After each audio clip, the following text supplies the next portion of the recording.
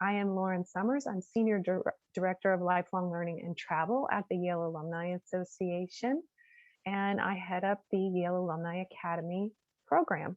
I'm here to introduce to you today Professor Noel Lenski, who studied classics at the Colorado College and classics and ancient history at Princeton, where he got his master's and his PhD.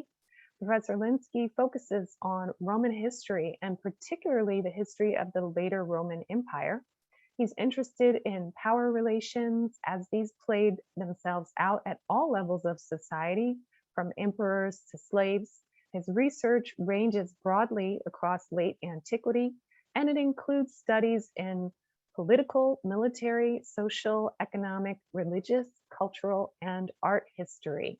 His two monographs on the emperors Valens and Constantine explore the limits of imperial power in light of reader response theory and life worlds theory. He has also published extensively on the history of slavery in antiquity, and he's currently working on a monograph, he's currently working on a translation of the Visigothic Law Code. He is author, co-editor, or editor of numerous books, including What is a Slave Society? The Study of Slavery in Global Perspective, which was published in 2018 and is the topic of our talk today. Welcome, Professor Lenski. We're so thrilled to have you, and I'm going to turn it over to you to start the presentation. Thank you so much, Lauren, and thanks to all of you for coming. It looks like a really exciting crowd. I appreciate your time and hope that we can have some time to discuss this topic and not just for me to talk, but I am going to do something like a lecture in classic professor fashion, and I'll do that for about 45 minutes, and then we'll open things up for questions through the Q&A. And I want to start with my opening slide. I should share screen. But then park here for just a bit and talk about two things. And thing one is that this is, as Lauren Summers indicated, kind of an ongoing research project of mine, the study of the enslavement of people in the late antique period in particular, but also the study of the global history of slavery and enslavement. So I'm kind of a Roman historian, but interested in global history and in comparative history as well. So you'll see some of what's going to be a larger book project that I hope to publish with Yale University Press, but at the moment I've kind of sidetracked myself and I'm working on Visigothic law, which has, I'll tell you later in the presentation, has something to do with slavery and enslavement as well. The second thing that I want to say is that I'm going to be toggling back and forth between the words slave and enslaved person to describe people who suffer this condition in various societies. And that's something that the Academy and that the rest of society is struggling with right now as we continue to live in a world that's been so starkly impressed by a history of slavery globally, and particularly in the United States. And one of the things that we as scholars have come to recognize, and I think that our broader society has come to recognize, is that slave is a horribly inadequate way to identify an individual who suffers this condition, and that really they're all people. This is something that slaveholding societies will grapple with this, but they grapple with it too. They know these are people, and yet they treat them like property, and they do so using violence and brutality. And that we're going to describe how that happens. And when we do, I'm going to try, whenever possible, to use the word enslaved person rather than slave, because that doesn't essentialize this condition imposed on them, but implies that it is a sort of always inchoate condition that they suffer but are perhaps trying to get out of. But at times I will also use the word slave, and partly just from habit, but also partly because when I'm describing situations where, say, a source talks about slaves from antiquity or some other period, then that source, I need to capture the language of that source, which might be brutalizing. And part of the point of quoting it in the original is to point to that brutalization. So if you had time, you might have read the chapter that was sent around, and that comes from the book that Lauren Summers alluded to, and that is the book, What is a Slave Society? A study of slavery in global perspective, that was published with Cambridge in 2018.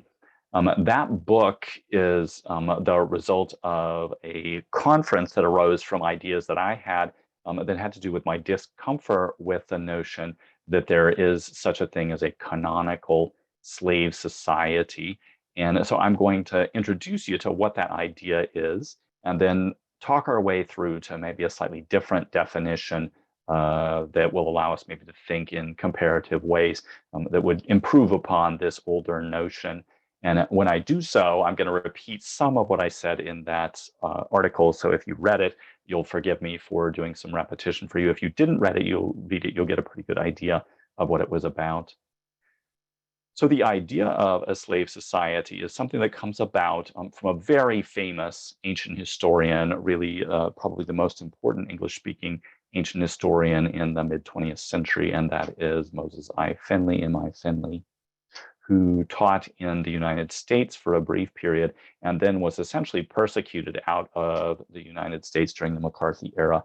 He moved to Great Britain, and there he taught at Cambridge for decades until he eventually passed away in 1986. But he had an extremely profound impact on the study of the ancient world, not just as regards slavery, but also as regards the ancient economy and other questions as well.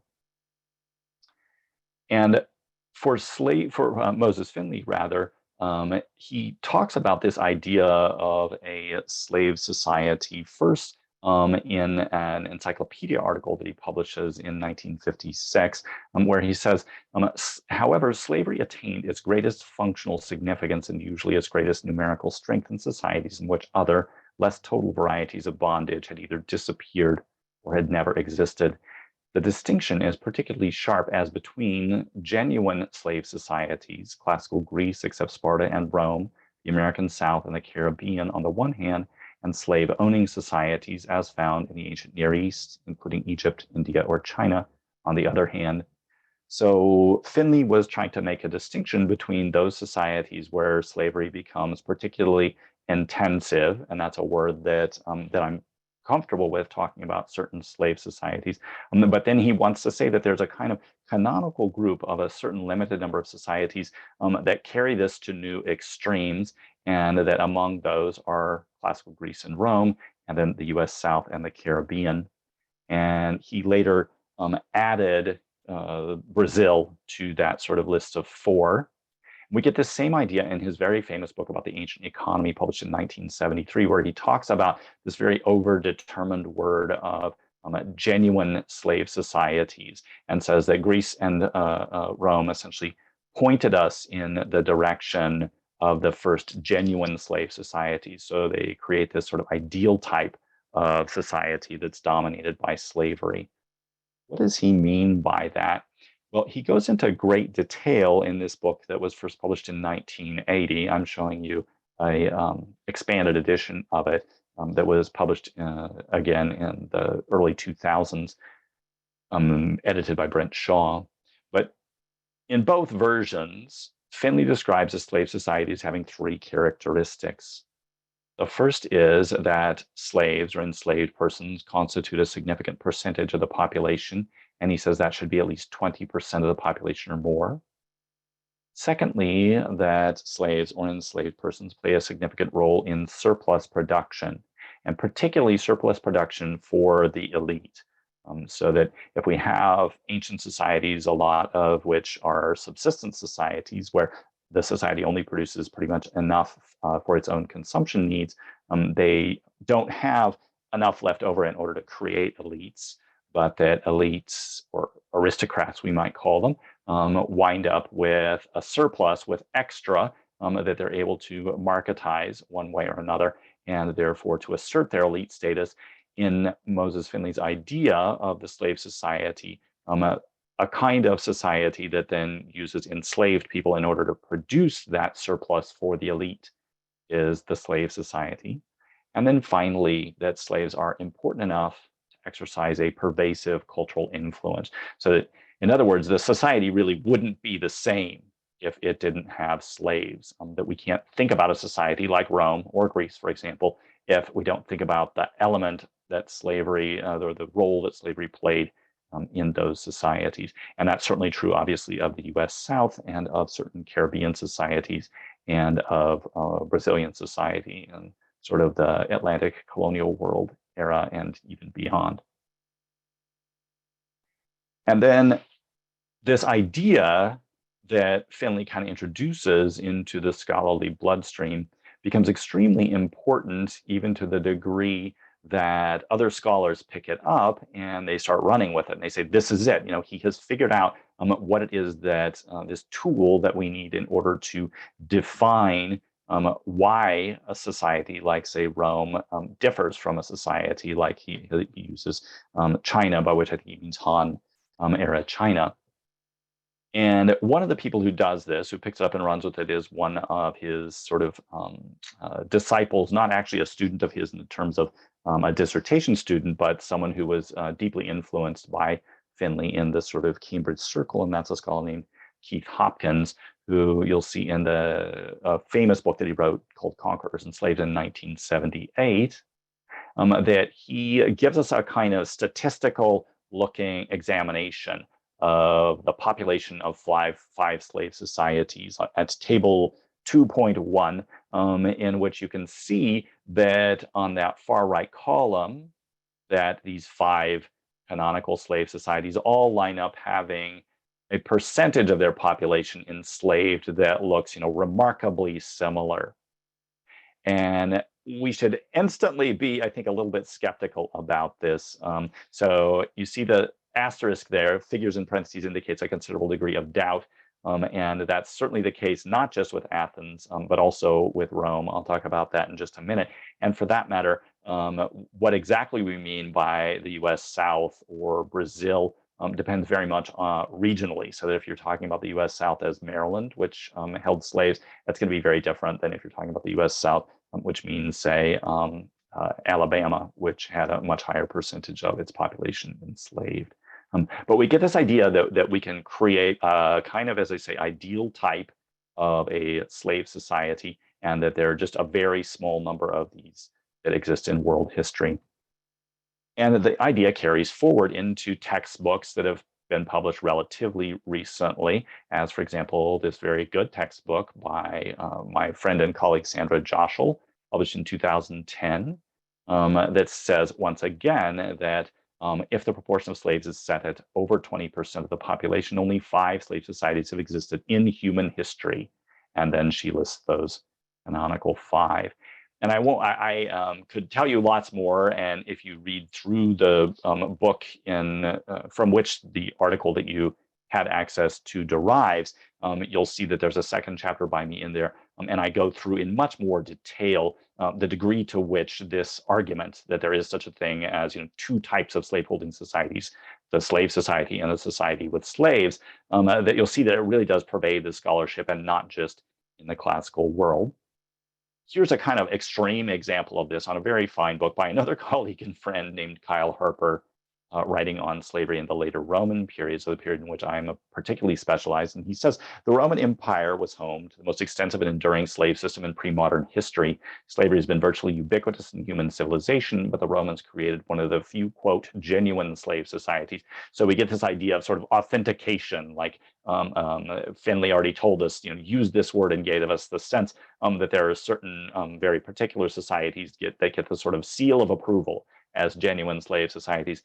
In the Western experience, the other example of classical antiquity, the slave society of Greece, was fleeting and diminutive by comparison, stretching across half a millennium and sprawling over a vast tract of space. Roman slavery existed on a different order of magnitude. 5 centuries, 3 continents, tens of millions of souls. This is starting to sound like a movie trailer, right? Roman slavery stands as the true ancient predecessor to the systems of mass-scale slavery in the New World. We cannot explain the Roman slave system as the spoils of imperial conquest. Roman slavery was a lasting feature of an entire historical epoch, implicated in the very forces that made the Roman Mediterranean historically exceptional.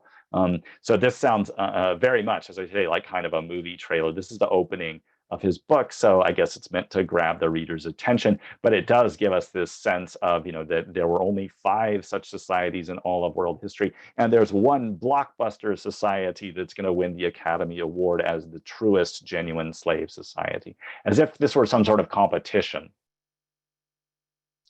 Just to give you a tiny sense of how this filters out into scholarship on slavery and enslavement in other periods, you can see, and I won't read this for you, but this textbook on comparative slavery, just called Slavery by David Turley, also speaks of societies with slaves and then slave societies, this sort of bipartite or binary distinction. And the same idea comes out particularly well in this book from the late 1980s by an excellent scholar named Ira Berlin, who worked under the title Many Thousands Gone, the First 2 Centuries of Slavery in North America, where Berlin talks about 2 markers are critical for understanding the first 2 centuries of slavery in mainland North America. The first, drawn from the study of slavery in antiquity, distinguishes between societies with slaves and slave societies. So there we get the distinction made by M.I. Finlay, sort of starkly. And then if we look at the table of contents, we say the way that this actually formed the backbone for the book that Berlin presents us with. So you can see that at the beginning, he talks about societies with slaves. And then beginning on page 93, he moves over to slave societies, and then eventually to the abolition of slavery in the sort of 3rd section of the book. So it's a book that's really structured entirely around this intellectual model. Now, for his purposes, for Berlin's purposes, he says the transformation from society with slaves to a slave society generally turned upon the discovery of some commodity, gold being the ideal, sugar being a close second, that could command an international market. With that, slaveholders capitalized production and monopolized resources, muscled other classes to the periphery, and consolidated their political power. So we get this sense that of primary importance for Berlin is this idea of essentially capitalist economies that are going to figure out how to monetize their enslaved population so that they can turn it into a generator of capital to create and then maintain their elite status. And then I think a lot of times that idea gets retrojected back to antiquity when we don't have as much knowledge about the economy, but we assume pretty much that the same thing happened. I'll talk about that as I go on here. So how did this idea even come about? So how was it that M.I. Finlay got interested in making this distinction? It actually definitely goes back to Marx. Early in his career, Finlay was a committed Marxist, and eventually, as I say, was sort of hounded out of the country. He was hounded out of his job at Rutgers University by the Committee on Un-American Activities, and that's why he had to go seek employment in Great Britain. He abandoned the Marxism later, but he's very well steeped in Marxist principles, which is not atypical for people who are trained in the early 20th century and who are progressive academics, right? And Marxist historical theory runs something like this, and I suspect that a lot of you who are learned and the Yale kinds of people have heard about these stages and that have various so-called modes of production, and that all societies in human history begin with a sort of primitive communism where everybody shares everything, and that gives way to a slave mode of production. That is to say, where the primary form of production is agricultural, and that agriculture is conducted by enslaved people, which then gives way to a serf mode of production in the Middle Ages, then a capitalist mode of production beginning in modernity, maybe in the late 18th or the 19th centuries. Then in Marx's vision, this would give way to a socialist mode of production that, of course, led to lots of revolutionary activity in the early 20th century, attempting to bring about this historical, the fulfillment of this series of historical modes of production. And the thought was that eventually, after we go through a period of socialism, that we will wind up at the other end with pure communism, with a return to our kind of golden age roots, where everyone shares everything according to their need. This met with resistance, and it met with resistance fairly early on. So in the 1890s already, Max Weber, who was a sort of competing intellectual in the Germanophone tradition, of course, Marx eventually moves to London, but he is grows out of a tradition that also spawns Max Weber.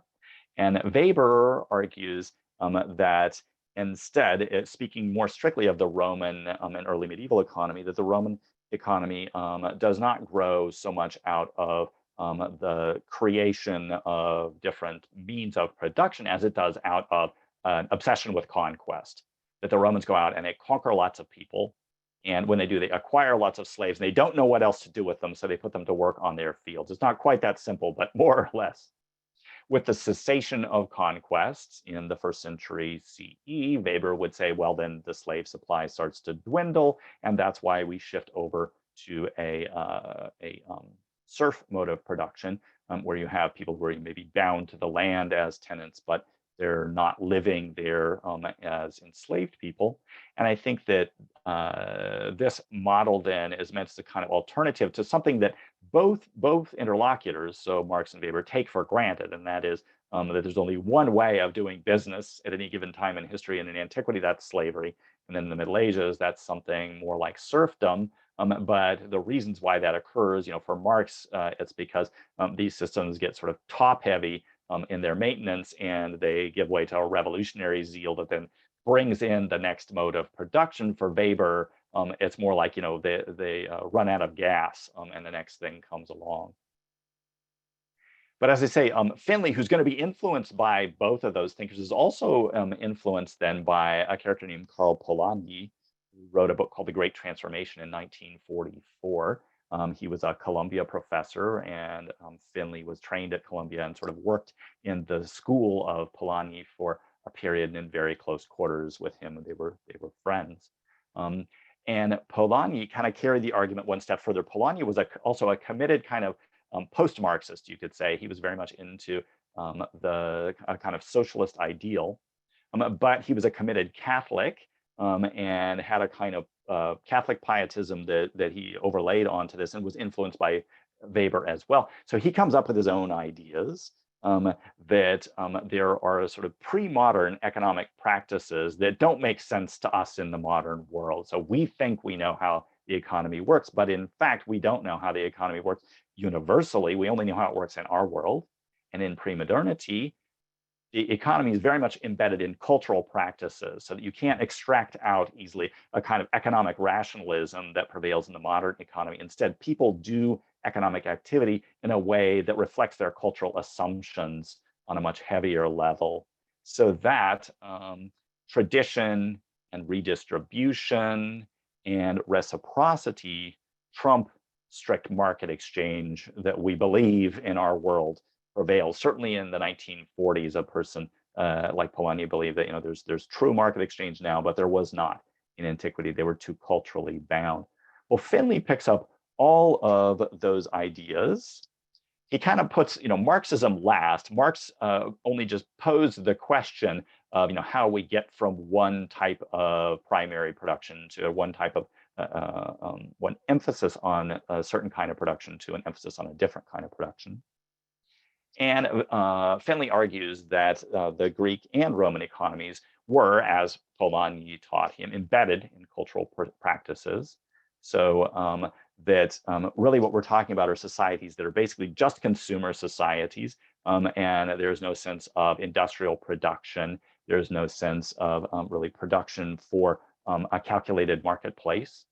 Also, where militarism prevails, and that's something that Finlay pulls from his Weber in particular. And that part of the reason there are so many slaves is because these societies tend to capture lots of people.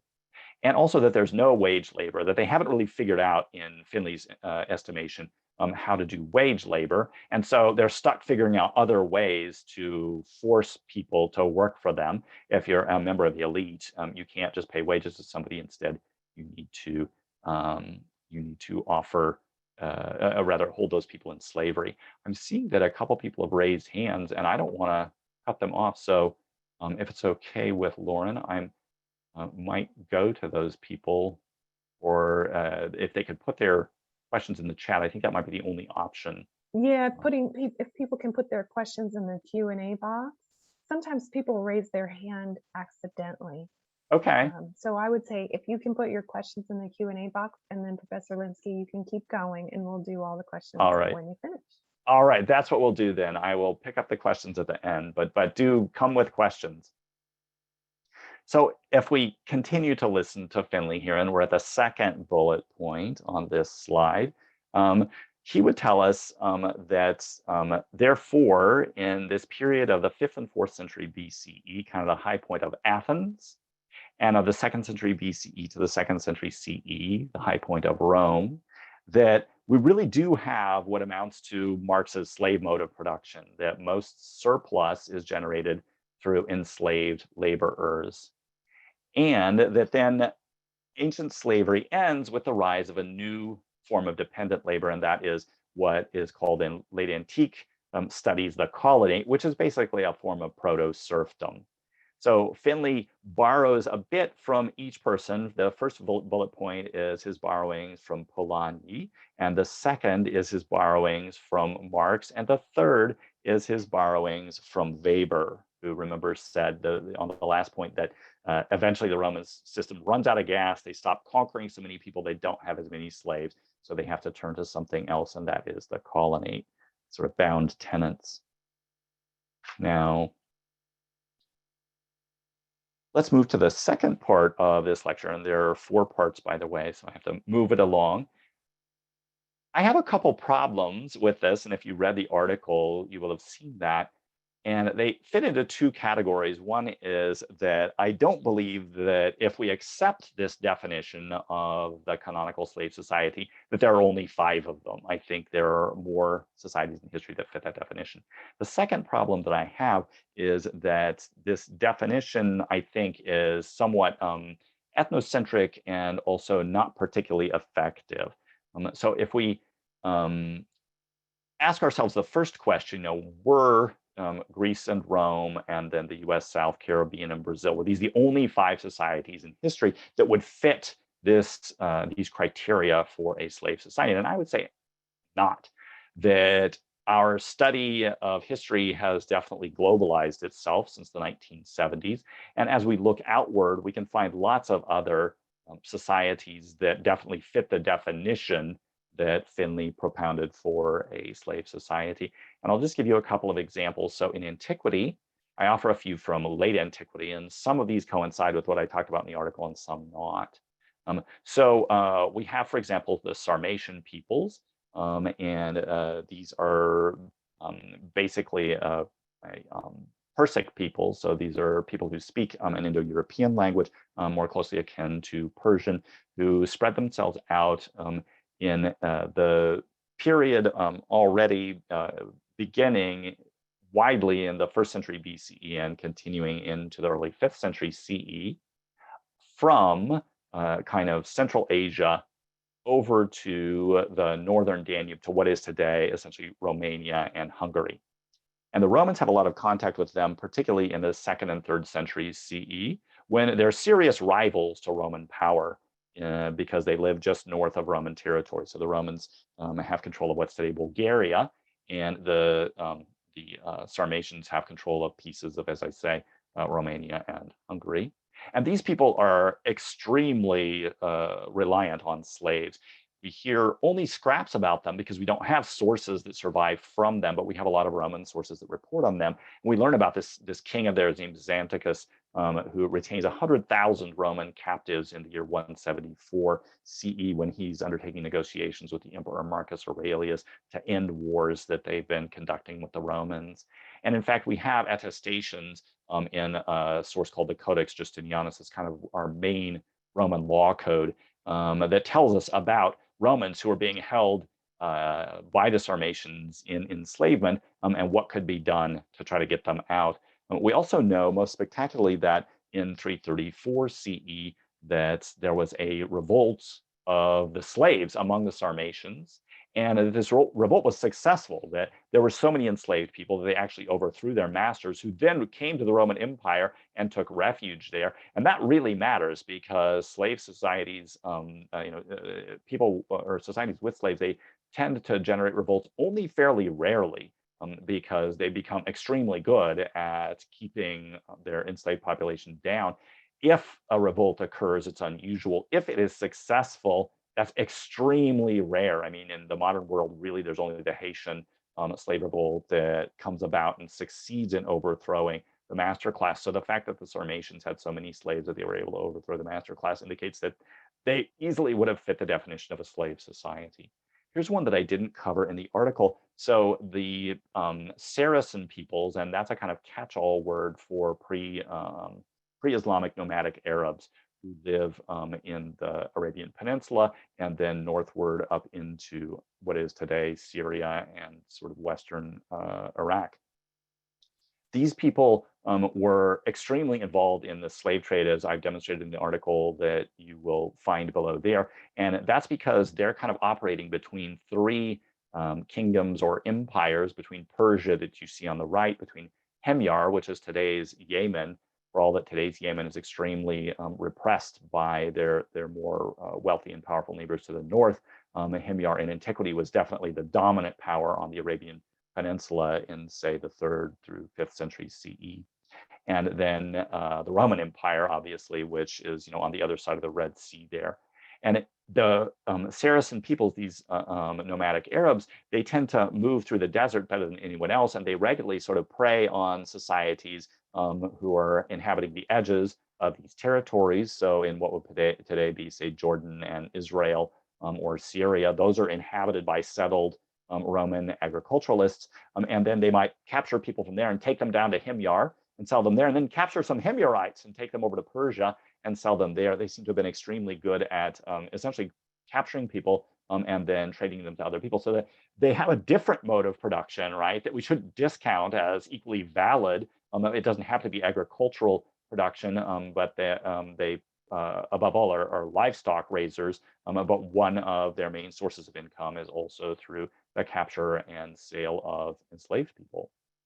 And another example are the famous Huns. The most famous of Huns is, of course, Attila, but the Huns actually is a kind of blanket term. Again, Saracen's a blanket term, a sort of exogenous term or an etic term for these people who live in the Arabian desert. Hun, by the same token, is an exogenous or etic term that we use to apply to people who were also generally nomadic and who inhabited the Eurasian steppe.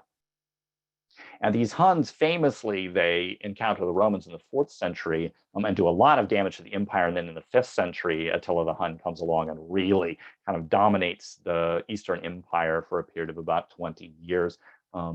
These people also are extremely skilled at capturing and holding slaves, especially they capture a lot of people, and then they manage an imperial system and rule over a variety of peoples, some of whom are agriculturalists, and they seem to be capturing people and then using those people to farm the estates of territories that they hold and peoples that they hold. They're not themselves doing the farming. Other people are doing the farming and paying tribute to the Huns, but they're capturing lots of people. And again, we know this because we have lots of Roman sources to that effect. So we find out, for example, from Priscus of Panium about Hunnic slaves who are attested as having all kinds of roles in Hunnic society: herders, farmers, attendants, concubines, secretaries, craftsmen, soldiers, etc. And that there are major captivity events, so that we know about 150,000 people captured in the south of the Danube in the 440s CE, and even learn that, as this character Callinicus tells us in his life of Hypatius, that Thrace could never possibly have been repopulated as it was before, after the Hunnic attacks there in the early 5th century CE. So lots of slavery and captive taking there. And yet another example from antiquity are the Germanic societies that I've been studying a lot lately. And those include people like the Franks and the Visigoths and the Burgundians. And you'll see in the slide there, so the 5th the first item and then the fifth item are both Visigothic codes. And then if you look at these law codes, and this is what I'm looking at in this slide, that the percentage of laws that pertain to enslavement is really quite extreme, honestly. So that 39% of all laws in the Visigothic code have something to do with slavery and enslavement. So these Visigoths are big slaveholders. I've just published an article about the role of slavery among the Visigoths as well. And this also gets at this question of, well, what happens after Rome collapses? Do these peoples like the Visigoths who inhabit what was Spain in the period of the 6th and 7th centuries, are they slaveholders or not? Do they just have serfs? No, they definitely have lots of slaves still, although they're holding them in slightly different ways than the Romans did.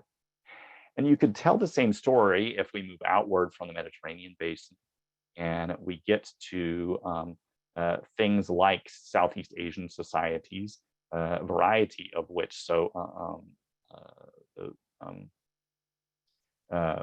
Vietnamese society, Thai society, Burmese society have lots of evidence that there's plenty of people enslaved. The famous Angkor Wat reliefs today that are in Cambodia, we can find that there's lots of campaigns, military campaigns that involve massive enslavement events, and then the use of these enslaved people on estates, and particularly in religious foundations. So people would donate large numbers of slaves to maintain Buddhist monasteries and so forth.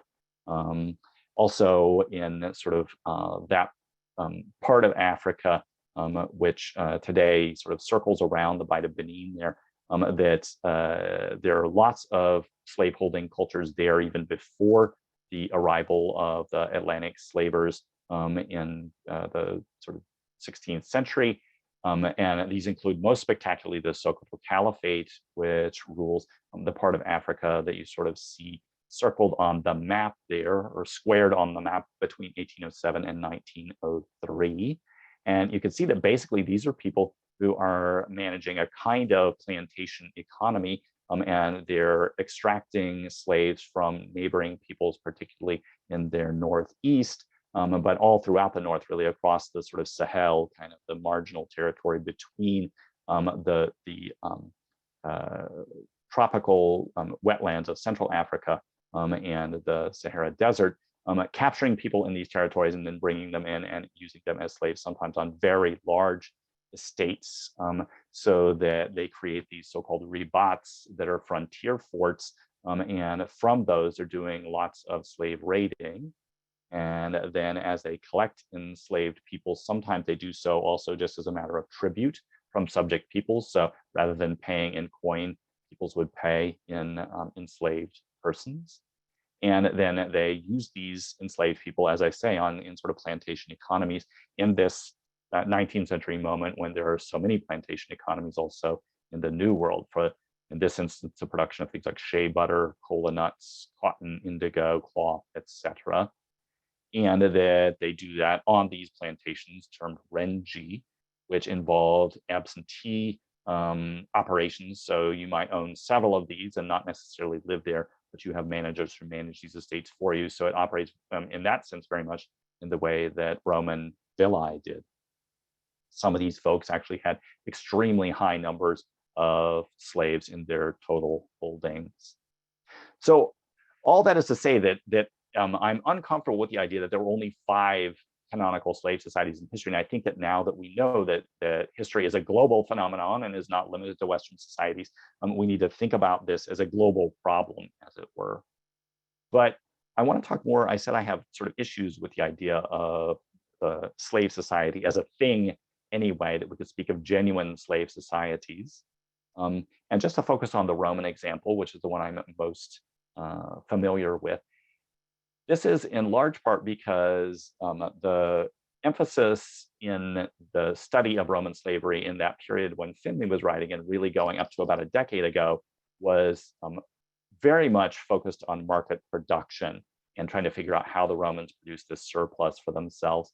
But the reality is that if we look, for example, at our best attestations to the way that the Romans produce agricultural surplus, it comes in these various so-called agronomists, these agricultural writers, Cato, Varro, Columella, and Palladius. And you can see that they do talk about slaves and enslaved people using various Latin words on the left there, but that over time, that seems to taper off so that by the time you get to the 5th century, this character Palladius is not really talking very much at all about enslaved people, and they don't seem to have played as much of a role, so that over time, at a minimum, enslaved people didn't play a particularly heavy role. And that's something that Finlay himself was willing to talk about when he talks about the introduction of these serf-like people that he calls coloni, or that we call coloni. But the fact is that there are slave occupations in Rome that stretch well outside of the field of agricultural production and surplus. And so I just give you a kind of a smorgasbord of different words that go with different professions that are practiced by enslaved people in Roman society. And you can see that it's by no means limited to surplus production, that in some sense, slaves are everywhere.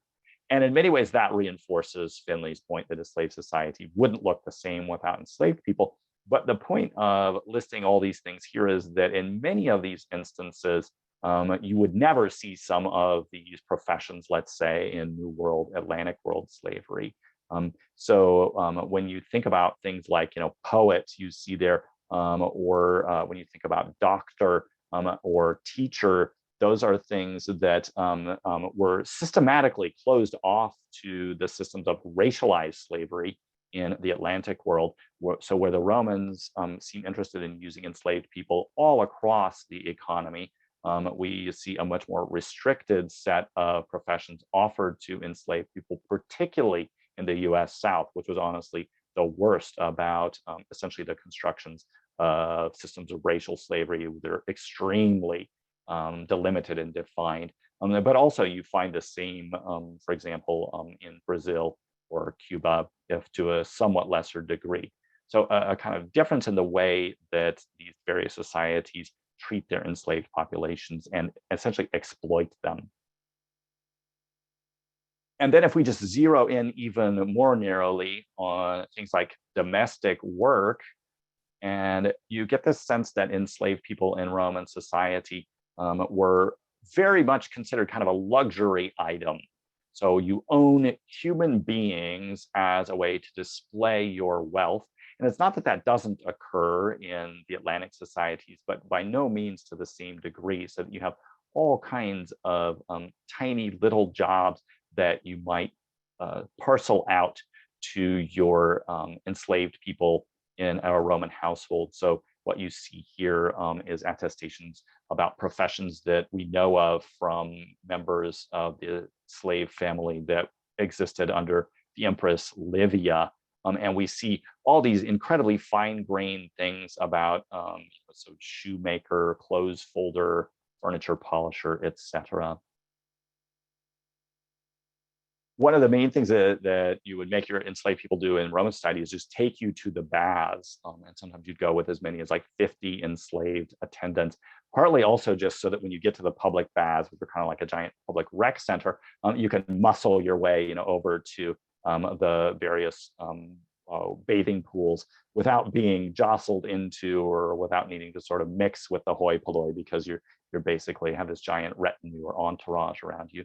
But we get this sense almost of enslaved people being kind of like mini armies. And in fact, another article I've written is about the use of enslaved people as armed attendants, and sometimes even in armed conflicts for states. So the use of enslaved soldiers.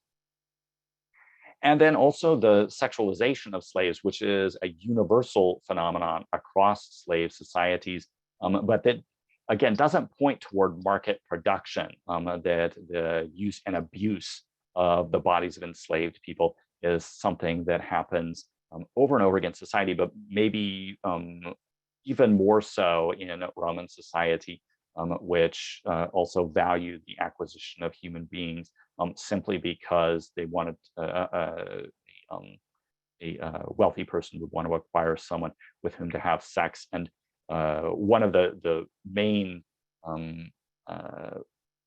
types for this is actually the use of enslaved young men. So people who are right at the edge of puberty were some of the most sought after, let's say, people for enslavement in this society. What you see on the left is actually a sort of model meant to look like an enslaved young man, but carrying a very bizarre looking thing in their left hand. What they're carrying is a lamp holder. There would have been oil lamps that were attached to that. So this is kind of an elaborate chandelier, as it were, that stands on the ground, and that's meant to look like one of these enslaved delicii, so the Latin word sort of delightful young man that you would simultaneously maybe have you serve at your meals, but then also sexually abuse. And so the article I referenced there is relevant to that.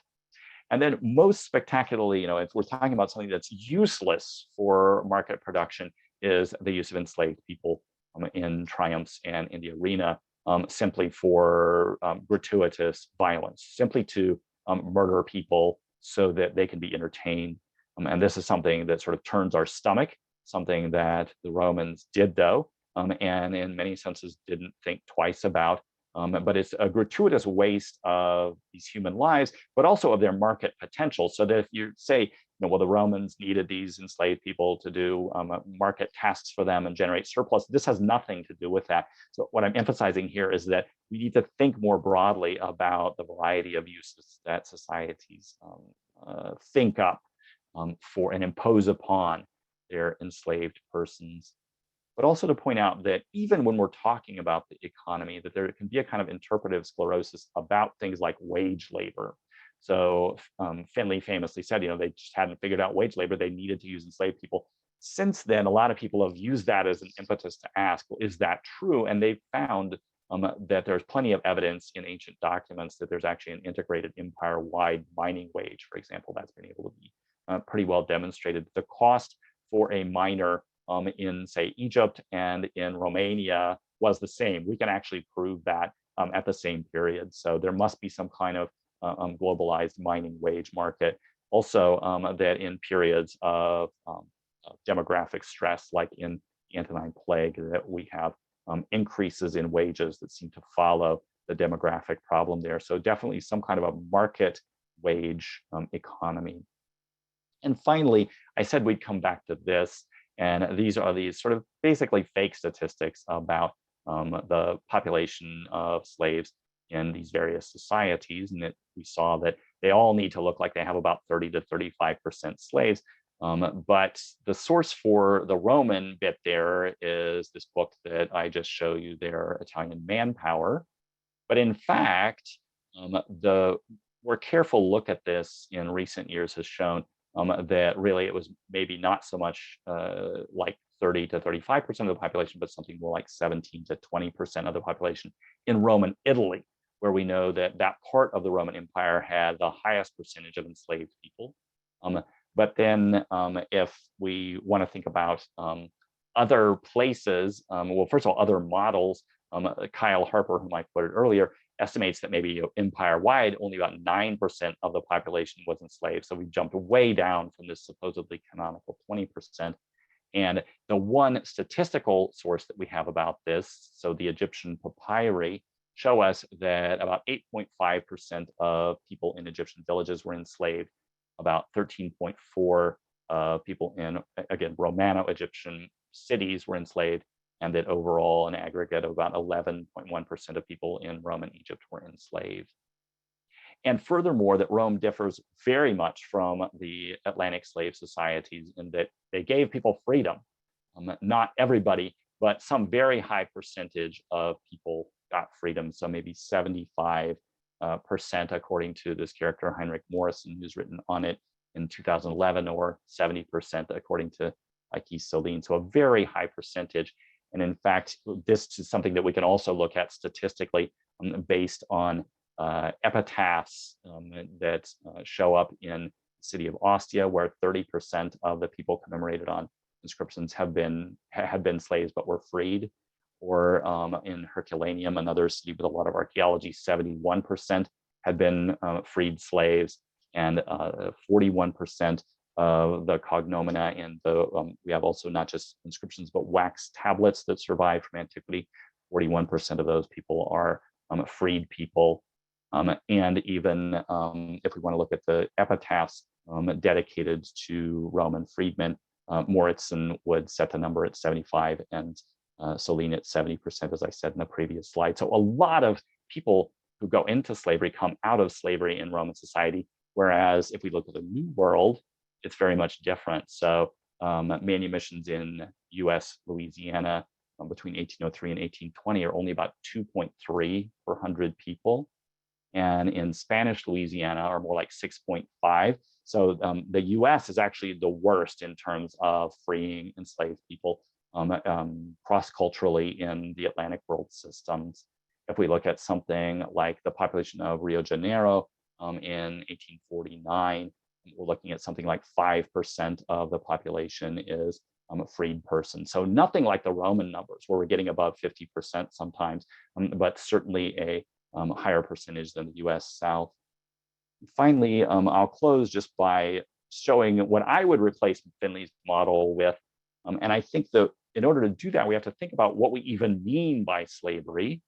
So in the article, I talked about two definitions, one offered in Article 1 of the League of Nations Slavery Convention from 1926, that slavery is the status or condition of a person over whom any or all the powers attaching to the right of ownership are exercised. So that's in essence a property definition. A slave is a person over whom I claim property rights, or an owner claims property rights.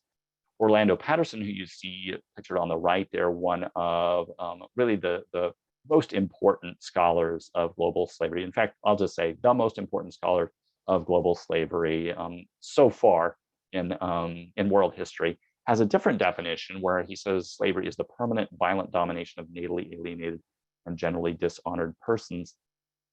My personal feeling is that both definitions are right, that one emphasizes property and therefore the concerns of the master. The master wants to think of that person as their property. The second emphasizes oppression and therefore provides the perspective of the enslaved person, that the master is using these tools to claim property ownership over the enslaved person, but that the enslaved person experiences that simply as domination. And so my preference would be sort of to combine those two definitions, and I'll show you what I come up with at the end. But if we use a combination definition, we might want to think about two aspects of slavery.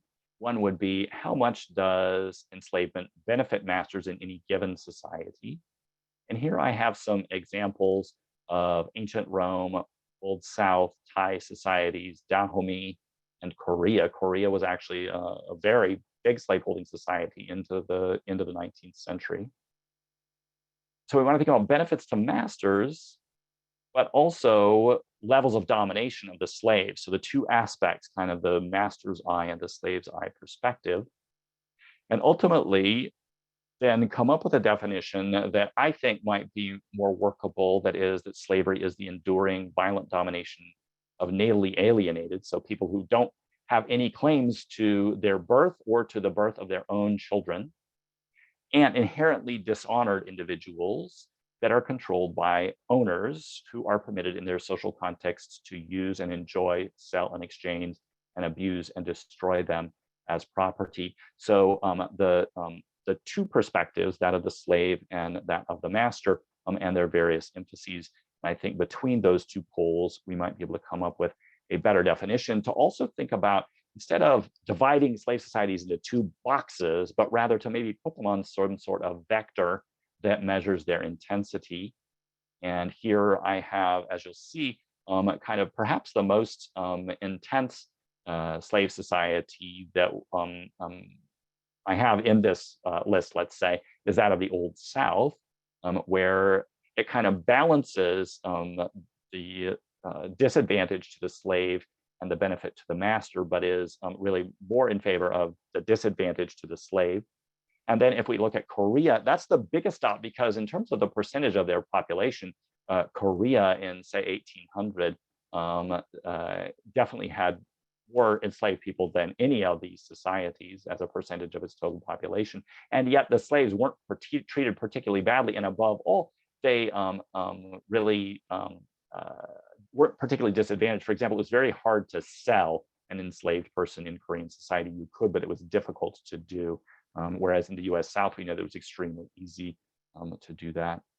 So I'm going to leave it there and begin taking questions. And I apologize for going maybe a bit over the time that I claimed I would. Thank you very much. I think you're all right. We do have a lot of questions and a great conversation happening already in the chat.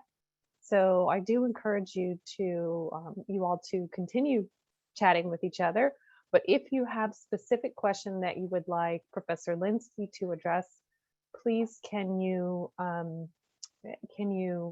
put that question in the Q&A box, because I will not be able to keep track of all the comments in the chat and make sure that I get to your question. So I want to start with Renee's question, because I think it's kind of come up a little bit in different ways. Can you describe the society of Jewish slavery under the pharaohs? Mm-hmm. Yeah, absolutely. Judaism has a interesting relationship with slavery, because slavery on some level is a kind of constitutive element in Jewish self-construction, that all Jewish people were enslaved. They were enslaved to the Pharaoh, and they're constantly sort of living past that, living as a liberated people, but people who have been liberated by God, right? And God then is sort of responsible for their liberation, but on some level, that means that they serve their God almost in the relationship of a slave to a master. Christianity picks that up too. So Paul picks up that same kind of rhetoric and says very much, that we all need to act like we're slaves to God. We've been freed from slavery to sin, but now we need to act like we're slaves to God. So it's important in the story of Judaism. The question then that you're actually asking, though, is to what degree does the kind of model that I described map onto what we can know about the enslavement of the Jews to the Pharaoh? And there, I'd say that's really not a very easy question, because the Exodus story is very wrapped up in a kind of legendary version of Judaism. And I'm not saying that the Jewish people weren't enslaved to the Pharaoh, but we can't know very much about that slavery apart from what we learn in the scripture. And so exactly how the Jewish people operate as slaves under the pharaohs, we can't so much say. We do have evidence for enslavement in Egyptian society independent of the Torah, and we're able to speak about that. We know that the pharaohs hold slaves, but that they don't. That, as with Roman enslavement, that they don't rely on them maybe as much as let's say, as with Roman period enslavement in Egypt, that they don't rely on them as much as, say, the Romans do in Italy. That the population in Egypt tends to be very abundant even in the pharaonic period, and that usually in high population circumstances, wage labor and tenant labor is inexpensive enough that it's not even necessarily worth investing a lot of your capital into trying to acquire the bodies of human beings. It's not that it doesn't happen, but it seems to not be as central to the Egyptian economy as it is, say, to the Roman economy in the 1st century BCE. Well, just following up on that, we have a question from Leonard, who wants to know about the overlay of hired labor, including tenant farming and sharecropping in the Greek and Roman periods. He notes that discussions of these kinds of contracts appear in classic Jewish religious sources, and he wants to know to what extent was there this overlay of hired labor in the Greek and Roman periods? There absolutely is, Leonard, and that's a great question, and it gets at some of this problem where I think in a sort of mid-20th century moment, when Finley's creating these ideas, there's a desire to kind of paint the big picture, as it were, and that leads Finley to sort of head down the road of saying, well, there's really no wage labor. Well, there really is, and there's wage labor in all periods of Greek and Roman history, and we have very good attestations of that. The best of them come from Egypt. And the reason that is that we have papyri there. So we have actually documentary sources that survive from antiquity right up to the present, something written in whatever 50 BCE that survives right up to the present, the original document. And we have enough of those to find lots of wage labor contracts, but we have a lot of other evidence for wage labor as well. But you're also right, though, that's in Tanaitic sources, we have plenty of evidence that there is wage labor. There's also tenant labor. And it tends to be that tenant labor concentrates in certain geographic areas, just as enslaved labor tends to concentrate in certain geographic areas. So I mentioned Egypt. Although they're enslaved people, most of surplus production seems to be get done by tenants, and whether those people are sharecroppers or paying fixed rents, but we have attestations of both. Also in, say, North African contexts. So I've written a paper recently published about this problem in North Africa. So what is today Tunisia, Algeria, and in those regions, we definitely have a predominance of tenant labor and not very much attestations of slave labor. But then, as I say, with Italy, you have more of a predominance of enslaved labor, particularly in that 2nd century BCE to 2nd century CE period. And then it shifts again. And by the time we're in the 4th century in the Italian context, we have more tenant labor. So it depends on geography, depends on time, but there's always a mix of all three. And for various reasons, enslaved labor, wage labor, and then tenant labor, they kind of rise to the top as the primary, I don't want to say mode of production because I'm not really a convinced Marxist, but as the primary producers of surplus. Okay, we have a number of questions about manumission rates. So I'll just give you a few of them. Albert wants to know if there are any estimates of manumission rates in the other slave societies that you've discussed. And let me see if I can get back to John wants to know if the availability of manumission, which is accepted by the society, if that mitigates how rigid those slave societies are. I think those two questions go fairly well together. Yeah, absolutely. So as to the first question, the question about comparative manumission rates, we definitely have information. The modern slave societies, so especially the Atlantic world slave societies, we have quite a bit of information, and we can learn that the rates varied. They varied also by state in the U.S., but that once again, the U.S. context seems it was so heavily race-based that the manumission rates seem to have been kept extremely low, and they got worse over time because they were not interested in having free Black people in their society. And we all know that until the Civil War and sort of 13th, 14th, 15th Amendment, that Black people aren't considered to be people in our Constitution, really. I mean, they're not treated as citizens in any way. And it takes constitutional amendments in order to bring them into the citizen polity. So, what happens to a Black person who is enslaved and been freed in Virginia in 1830? Do they have voting rights? No. Can they hold office? No. Are they full members of the citizen body? Not really, no.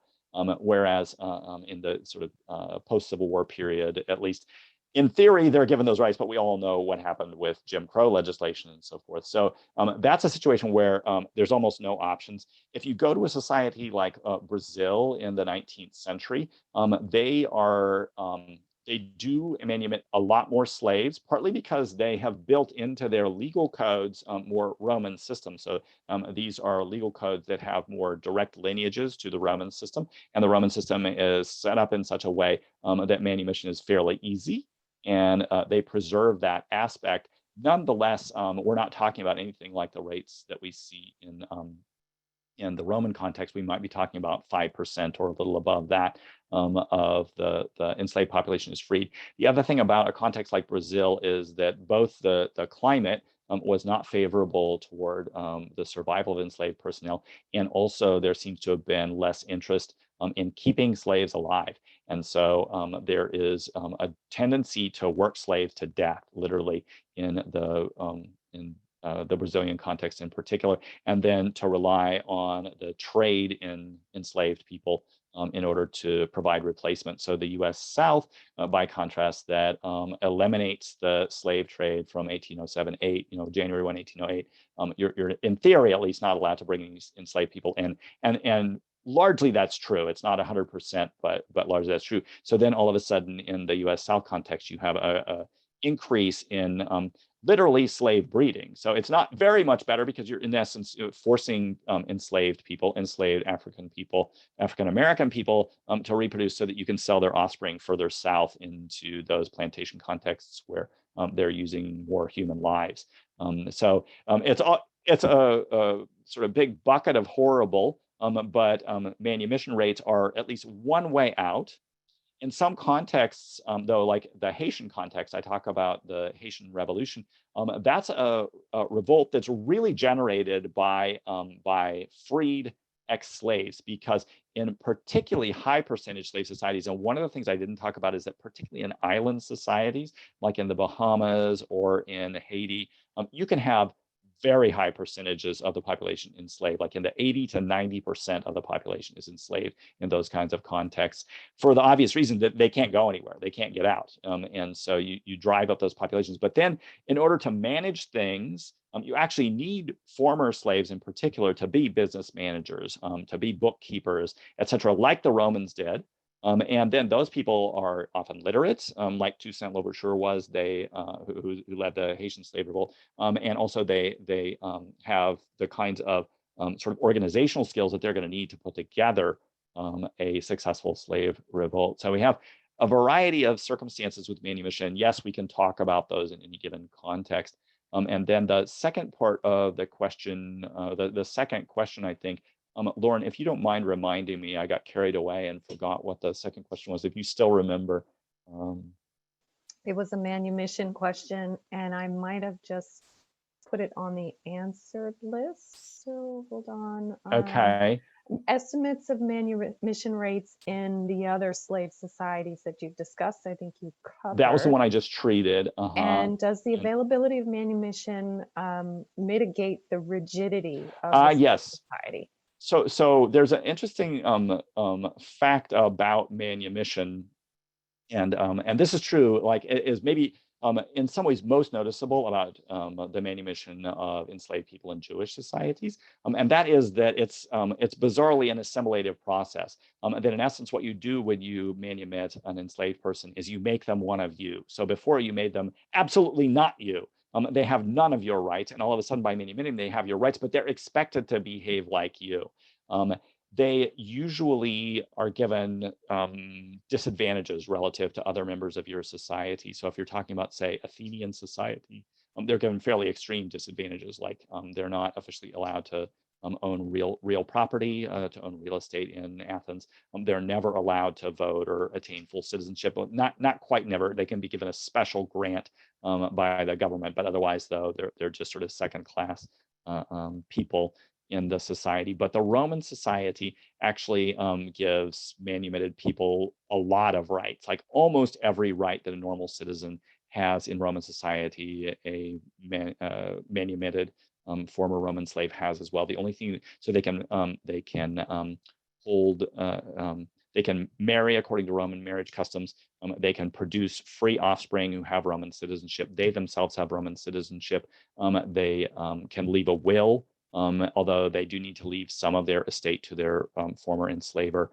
The only thing that they can serve in the army. The only thing they can't do is hold high public office if they were a former freedman, but their children can. So it's pretty well, it's a pathway toward becoming a member of the society. Does that make things better for them?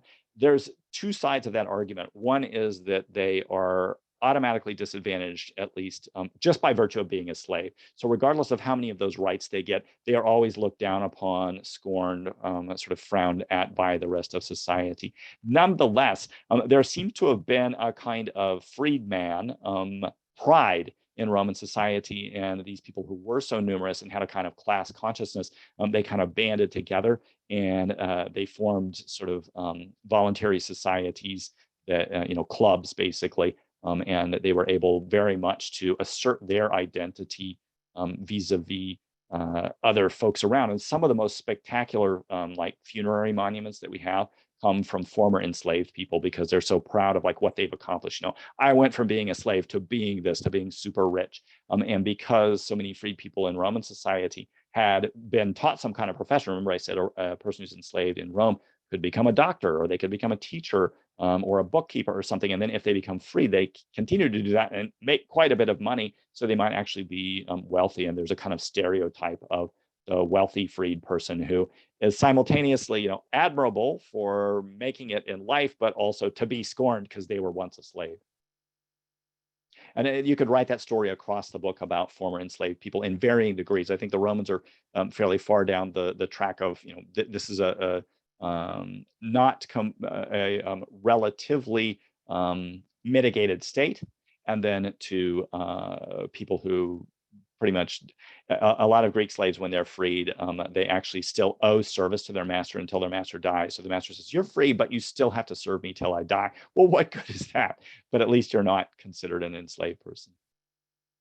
So fascinating, and lots of great comments coming in on the chat. And we're at about 35 questions in the holding pin. So I apologize if we don't get to your question. I'm going to kind of take a bucket of 2 questions and put them all together. A lot of people wanting to know more about race and slavery in antiquity. And you touched on race a little bit as you talked about slavery in the American South. And I think one of the interesting points that comes out of what you just said is this idea of manumission in ancient Rome being tied to the expectation that the slave would become a part of society, and just like, a freed person in society, and doing and saying and being everything that they would be. And in the American South, obviously you have this sort of very clear dividing line of, well, but they don't look like all the freed people in society. So it makes it really easy to draw lines around who is a slave and who is a freed person, and keep those lines very rigid. And so people are thinking about that, I think, and wanting to know, how was it in antiquity? Was there a category of person who was more likely to be enslaved? And then specifically, a number of people asking about the connection between the word slave and the Slavs. And someone actually specifically asked, Richard asked, if the Vikings, how did they figure into the slave trade of Slavs? So a big bucket of things for you to talk about there. That's great. No, these questions show that this is a Yale audience, right? So these are people who A, think, and B, know. I mean, you have been studying, how to ask interesting questions. So if we start with the question of race, it's a huge and hugely important question. And it's the one that makes the study of this topic sort of most topical in the present world, because we all know that we live with the consequences of our slave society as it existed for longer than the United States has been a free society, if we count the colonial past. The Romans were not interested in your the way you looked and your body type or your physical appearance or sort of phenotype.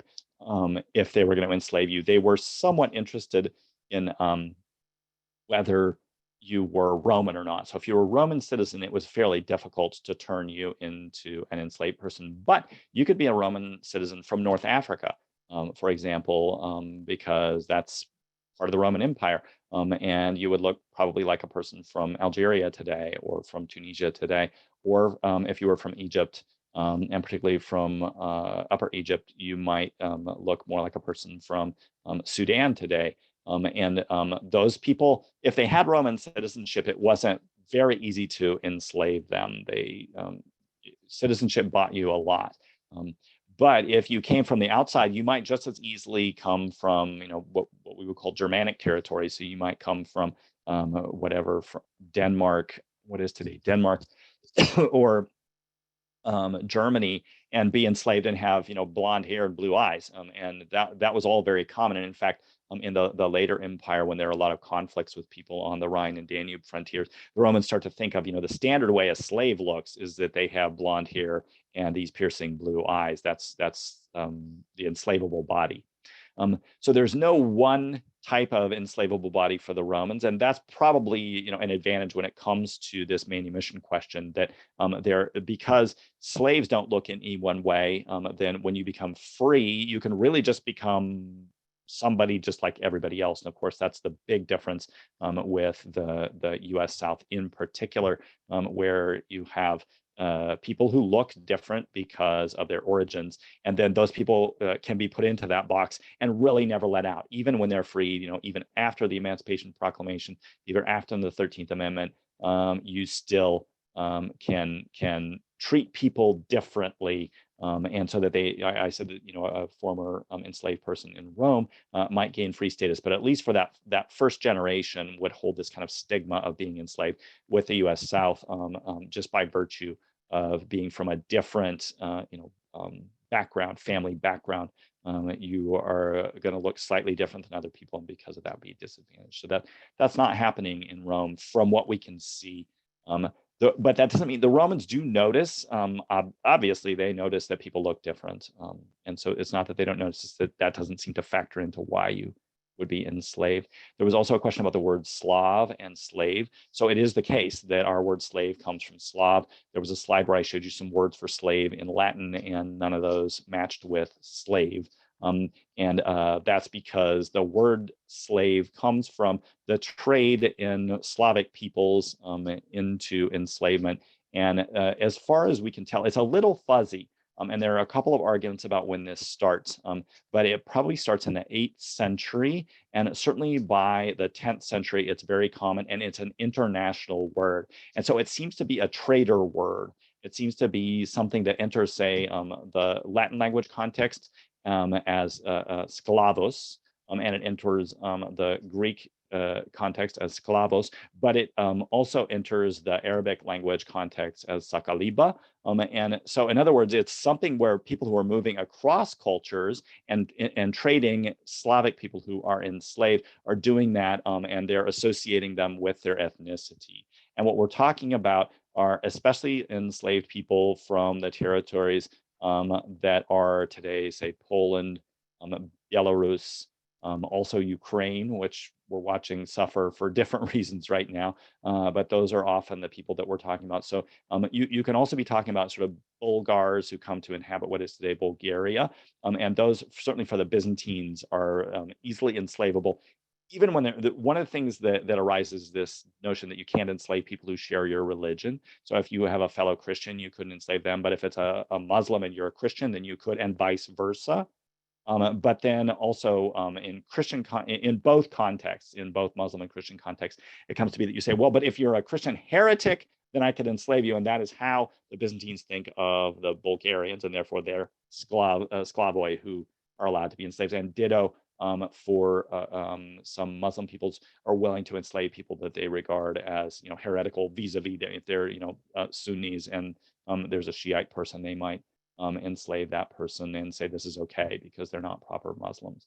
And then as to the question of the involvement of the Vikings, it's absolutely true that the Vikings, they become kind of consummate traders in kind of the High Middle Age context, early to High Middle Age context. And in that period, they're definitely doing a trade in slaves that includes especially carrying people who are from those territories that, as I say, are kind of the Baltic states and Poland, and then getting them and bringing them down the Volga or Vistula River and getting them into particularly the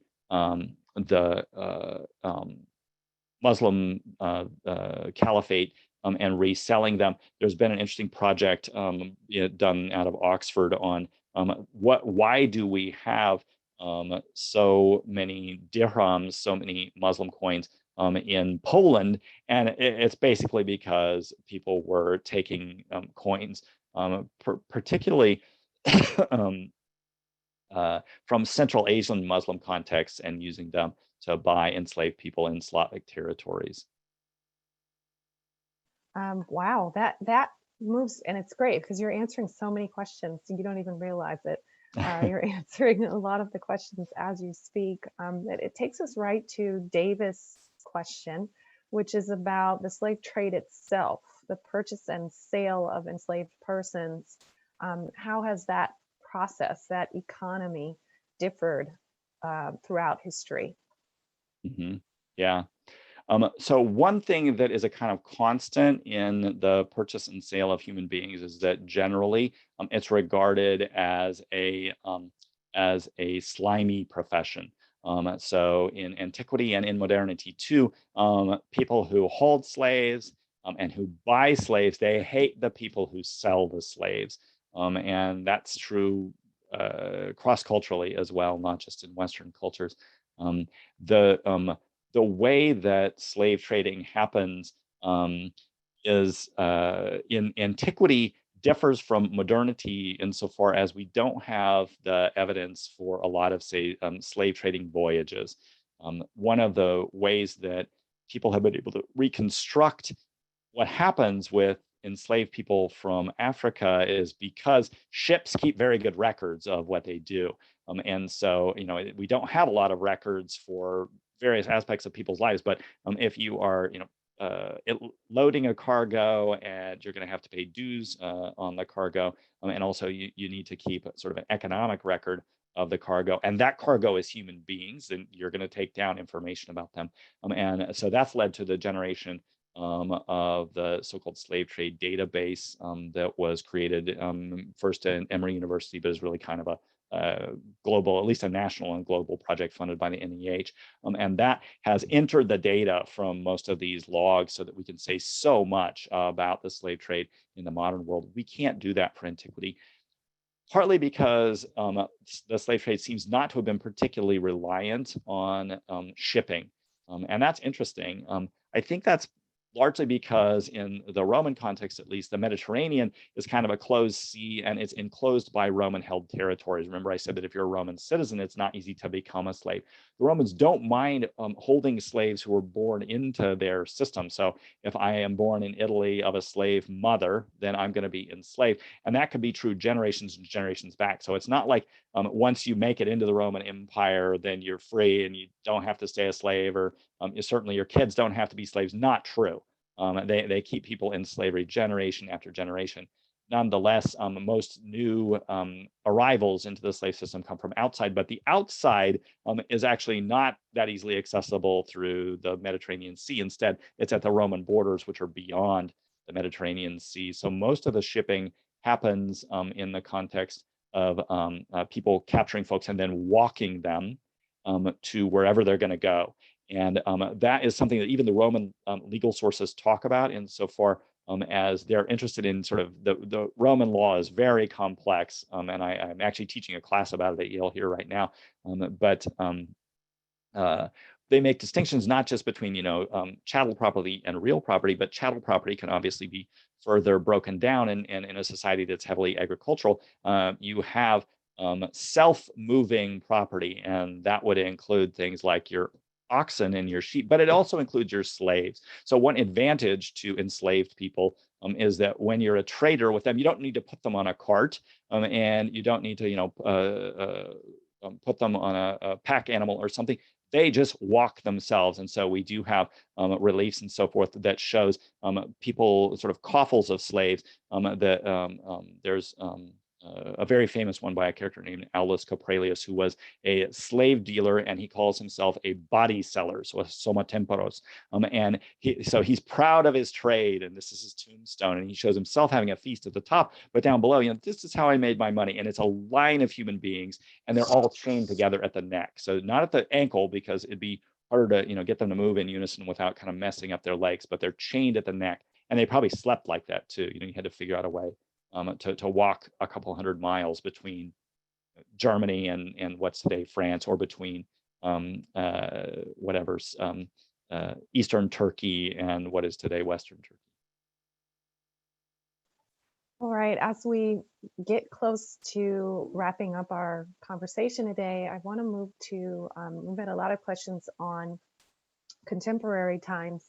I'm going to go to William's question. Where does modern slavery fit into your analysis? Some sources estimate that there are about 40 million people under enslavement now. And there's a second question, and I think if you manage to answer these two, we'll be doing good to close this out, which is many people are familiar with the work of Brian Stevenson and his theories about moving from slavery to mass incarceration in the US. And if you could comment on that in terms of the context of modern slavery. Mm-hmm. Yeah. Yeah, these are two great questions, very topical, very present. So it is absolutely the case that people continue to be enslaved in the world today in various contexts. And that, yeah, some people estimate between 20 and 40 million people are enslaved in the world today. And there are some of those people live in the US, by the way. And there are some national contexts where they have more slaves. So there are some countries, Saudi Arabia, for example, only got rid of slavery officially in the 1980s. And so some places where slavery is considered more just part of who we are and something that we do. It is globally forbidden, and yet it continues to exist. It especially exists in certain industries. The garment industry is one, service industries are one, and particularly the sex trade. So I think that the single most widespread and devastating form of modern slavery is the sex trade. Remember, I showed you that's part of enslavement in antiquity too, that you claim ownership of a body and you can use it for whatever, including sexual abuse and exploitation. And it's something that I'm interested in and keep track of and try to have a voice in, but it's not my primary research interest. And then the question of the carceral state definitely gets at exactly the same problem, and that's in essence how to commoditize bodies, right? So in a ancient context, you have to put them to work for you, and even in a U.S. South context, in the sort of Old South context, you have to put the bodies to work for you. But now you can actually commoditize a body just by incarcerating it. So we think about this as a problem of the penal state, of over punishment and so forth, but it is also a money-making proposition, at least in the instance where you have private prisons. And those are a huge problem if you ask me. That the one side of the story would say, oh, well, this is a more efficient way to manage prisons. The other side would say, no, this is the creation of a prison industrial complex where you're using human bodies who get caught up in an overzealous justice system in order to profit. And I don't see much way around seeing our current situation in the U.S. as a manifestation of that. Well, one of the comments in the chat was that was an incredible presentation with an extremely dense amount of content delivered clearly and cohesively so that it was easy for all of us to follow. And I have to agree with that comment. Really wonderful to have you here, Professor Lenski. I have to say, with this vibrant conversation, I think we could certainly go on and do more of these. So I hope that you will come back and join us again for the Alumni Academy. And I also want to flag for everyone who's watching that they have an opportunity, you have an opportunity to travel with Professor Lenski this fall to retrace the steps of the Camino de Santiago. As we close out, do you want to just say a few words about your connection to that trip? Sure, I can.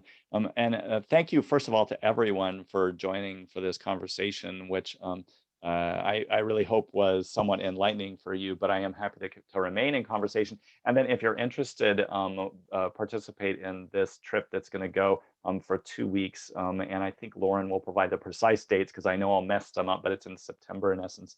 And that the trip will walk that route. So involve driving and walking. You don't need to be walking 40 miles a day, but something like between 2 and 5 miles, usually closer to 2 miles on most days, not even every day. And we'll be visiting all these amazing architectural sites in northern Spain.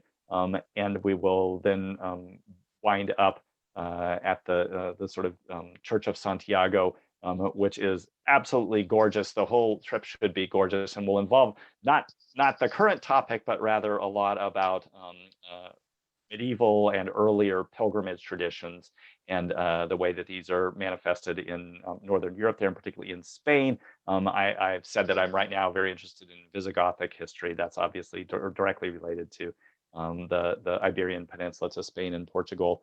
So I'll be able to share some of my expertise with you then as well. All right, well, everyone who attended this presentation will get a follow-up email that gives you a link to the recording of the presentation and also gives you information about the trip that Professor Lenski is leading this fall. We hope that you'll be able to join it. And we hope to see you as well on our next presentation, which is actually tomorrow. We'll be having a conversation about the war in Ukraine. So if you're able to register for that, you will find information about it on our website. And I hope that we'll have you back again soon, Professor Lenski. Thank you Thank you again so so much. much. Thank Have you. a Thank you, great day, Lauren. everyone. Okay, bye-bye.